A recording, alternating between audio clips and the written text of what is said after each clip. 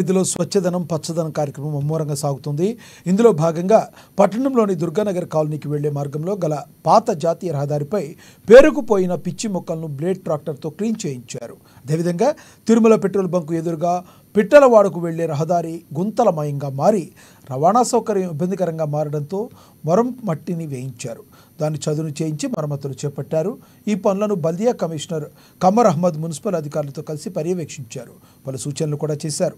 పారిశుద్ధ్య కార్యక్రమాలపై ప్రత్యేక దృష్టి సారించామని, సీజనల్ వ్యాధులు ప్రబలకుండా పటిష్టమైన చర్యలు తీసుకుంటున్నామని కమిషనర్ తెలిపారు.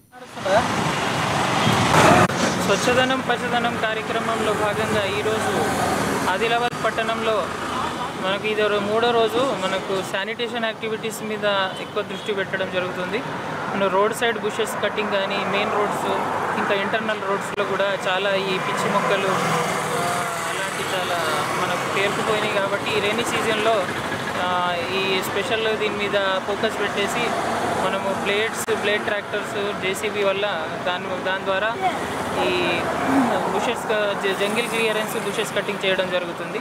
అలాగే ఈ కార్యక్రమంలో భాగంగా ఈరోజు మనకు ఎక్కడైతే ఈ వర్షాకాలంలో మనకు రోడ్స్ పరిస్థితి చాలా ఇదైపోయింది. కాబట్టి దానికి పాట్ హోల్స్ అనేది చాలా మనకు పాట్ హోల్ ఫిల్లింగ్స్ అనేది ఈరోజు చేయడం జరుగుతుంది.